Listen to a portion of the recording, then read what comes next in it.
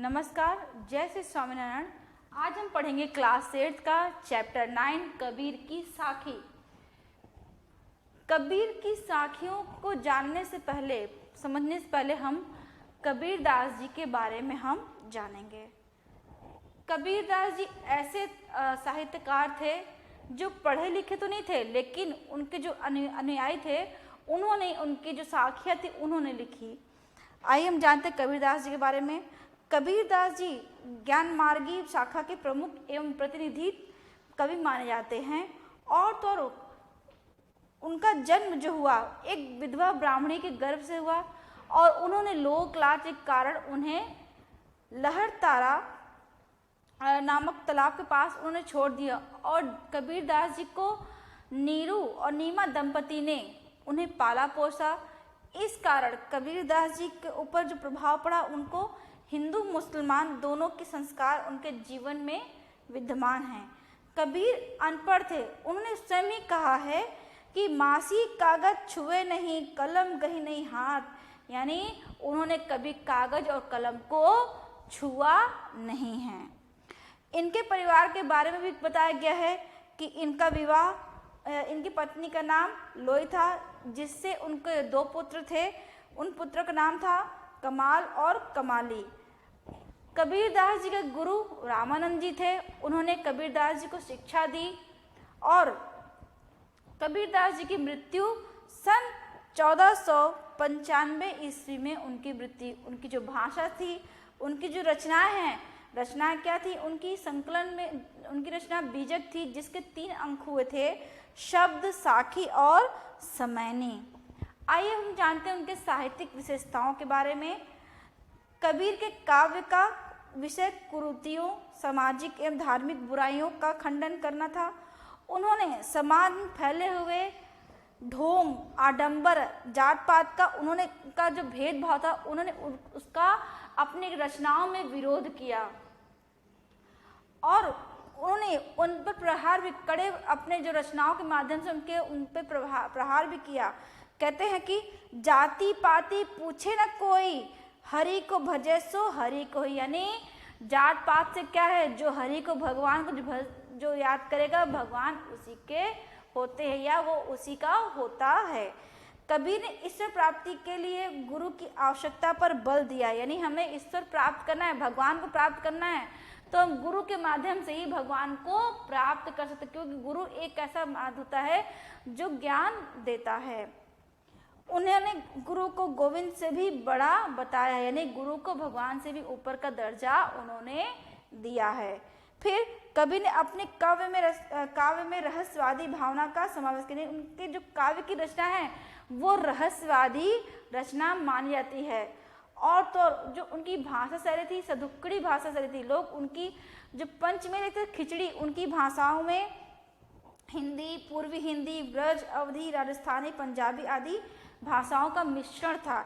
इसीलिए उनकी भाषा को पंचमेल खिचड़ी भी साहित्यकार बोलते हैं। और तो कहते हैं उनकी भाषा सदुक्कड़ी, यानी जो साधु की जो भाषा होती है वो है, इसलिए उनकी भाषा को पंचमेल खिचड़ी के साथ साथ सदुक्कड़ी भाषा भी कही जाती है। आइए अब हम चलते हैं कबीर की साखी पर। जाति पूछो साध की, पूछ लीजिए ज्ञान, मोल करो तलवार का, पड़ा रहन दो म्यान। यहाँ पर कितनी सुंदर बात कबीरदास जी ने कही है। उनका इस दोहे में कहने का तात्पर्य है कि ज्ञान को महत्व दिए जाने के लिए उन्होंने यह कहा है और कहा कि और उन्होंने इस पंक्ति में जाति पाति का भी विरोध किया है। उन्होंने क्या कहा है? कबीरदास जी कहते हैं कि साधु की सच्ची पहचान करने के लिए उसकी जाति न पूछकर उसका ज्ञान पूछना चाहिए। यानी साधु की कौन सी जात का साधु है ये नहीं पूछना है, हमें उसके ज्ञान को पूछना कि उसके पास कितना ज्ञान है। और साधु का ज्ञान ही उसकी असली पहचान होती है, यानी जो साधु का ज्ञान है वह उसकी असली पहचान होती है, ना कि उसका जाति। फिर कबीरदास जी कहते हैं कि मोल करो तलवार का, पड़ा रहन दो म्यान, यानी कबीरदास जी उदाहरण के माध्यम से कहते हैं कि अपनी बात को स्पष्ट करते हैं कि मूल्य तो तलवार का होता है, मूल तो जो उसका प्राइस होता है यानी मूल्य होता है वह तलवार का होता है, म्यान का कोई विशेष महत्व नहीं होता। हमें वास्तविक वस्तुओं की पहचान करनी चाहिए, ज्ञान से ही ईश्वर की प्राप्ति होती है, यानी जो वास्तविक ज्ञान है उसकी हमें पहचान होनी चाहिए, उसके माध्यम से हम प्रभु को यानी ईश्वर को प्राप्त कर सकते हैं। आगे पंक्ति में चलते दोहे में उनके, आवत गारी एक है उलटत होय अनेक, कह कबीर नहीं उलटिए वही एक की एक। यानी फिर से बोलती हूँ मैं, आवत गारी एक, गारी का अर्थ यहाँ पर है गाली से, उलट होत अनेक, कह कबीर नहीं उलटिए वही एक की एक। यानी कबीरदास जी यहाँ पर कहते हैं कि जब गाली आती तब वह एक ही होती है, उसके उलट देने पर वह कई रूप ले लेती, यानी उसके रूप को उलट दीजिए तो जो गाली दे रहे हैं उसके रूप को बदल दीजिए तो वो उसके अनेक रूप ले लेते हैं। क्या कहते हैं कि कबीरदास कहते हैं कि जब गाली आती है तब वह एक होती है, उसके उलट देने पर उसके कई रूप यानी उसके कई अर्थ निकल आते हैं। जवाब देने पर गालियों का सिलसिला चल निकलता है, यानी जब गालियाँ कोई व्यक्ति जब गुस्से में देता है, झगड़ा होता है तो देता है तो वो एक मतलब बोलता ही जाता है वो। फिर कबीरदास जी का कहना है कि गाली का उलट कर उत्तर नहीं देना चाहिए, ऐसा करने पर वह एक ही रह जाती। यानी हमें जब कोई व्यक्ति अपशब्द बोल रहा है तो हमें उसके अपशब्द का उलटकर जवाब नहीं देना चाहिए, वह एक ही रहने देनी चाहिए। आगे चलते हैं, माला तो कर में फिरे जीभी फिरे मुख माही, मनुआ तो दहु दिसी फिरे यह तो सुमिरन नाही। यहाँ पे कबीरदास जी कहते हैं कि माला फेरने का निरा ढोंग बताते हुए इसे निरर्थक बताते, यानी क्या है, कभी कभी आप देखिए मंदिर में या कहीं भी लोग क्या करते हैं, माला फेरते रहते हैं लेकिन वह बात करते रहते हैं। तो कबीरदास जी यहाँ पर वही व्यंग कसते हुए कहते हैं कि अर्थात इस करते कि प्रायः यहाँ यह होता है कि लोग के हाथ में तो माला घूमती रहती है, यानी वो माला फेरते रहते हैं और मुख में जीभ भी घूमती रहती है, यानी वह मुंह भी चला देते हैं, भगवान का नाम लेते रहते हैं, परंतु अर्थात हाथ में माला फेरने और मुंह में राम का नाम मौन उच्चारण करके हम ईश्वर स्मरण का ढोंग करते हैं। यानी माला फेर रहे और मुंह पे भगवान का नाम ले रहे हैं, लेकिन हमारी सोच, जो हमारा दिमाग है, जो मन है हमारा कहीं और है। तो वही कबीरदास कहते हैं कि आप जो ये करते हैं वह एक प्रकार का आप ढोंग कर रहे हैं।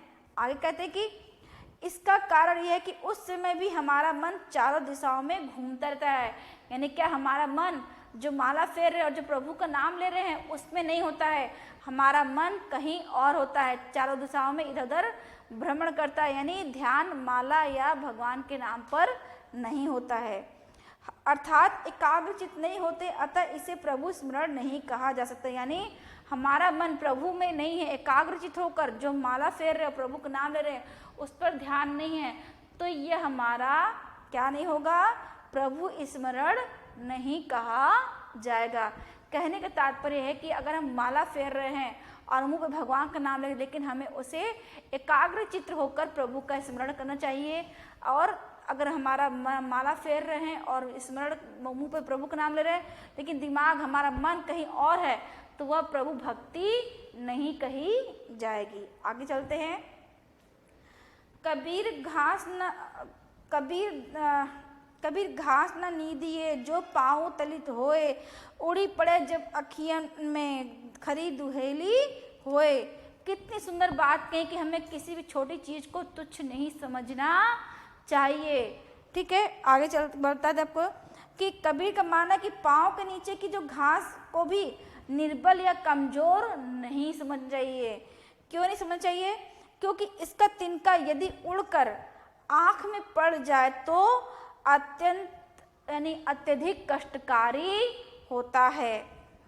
अर्थात हमें समाज में निम्न वर्गीय, कमजोर व निर्धन लोगों की कभी भी उपेक्षा नहीं करनी चाहिए, क्योंकि अगर ये शक्ति का शक्ति पा जाए तो गहरा आघात पहुंचाते हैं, यानी उनके पास पावर आ जाए।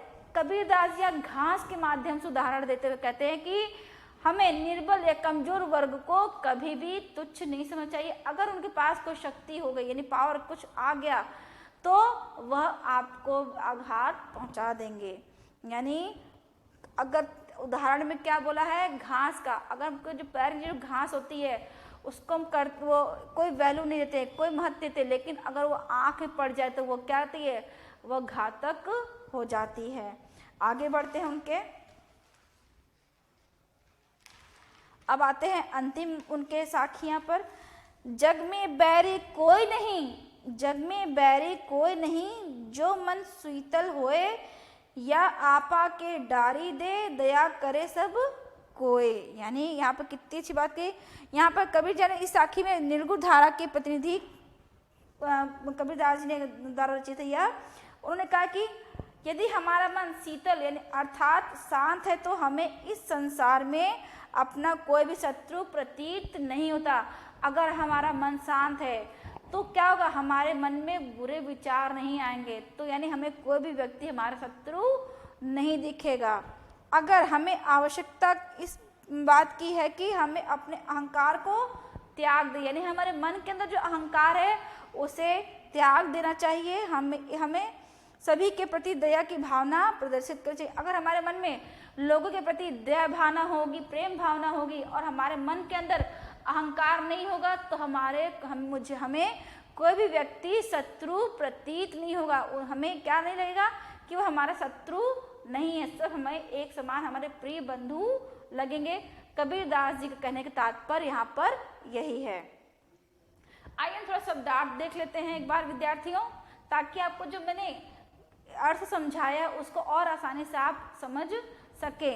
देखिए यहाँ पर जाति का अर्थ होता है जात, पूछो का अर्थ होता है पूछना, ज्ञान का अर्थ है ज्ञान या गुण, मयान का यहाँ पर अर्थ होता है जिसमें तलवार रखते हैं, आवत का अर्थ होता है आती है, गारी यानी गाली यानी अपशब्द जो हम बोलते हैं वह, दहुदिशी यानी दशों दिशाओं की ओर, सुमिरन यानी ईश्वर का स्मरण करना, निंदीय यानी निंदा करना या उपेक्षा करना। यानी यहाँ पर क्या कहा गया था, समझाया मैंने आपको कि जो नीची जाति जो निम्न वर्ग के होते हैं उनकी निंदा या कुछ ऐसे नहीं करना चाहिए।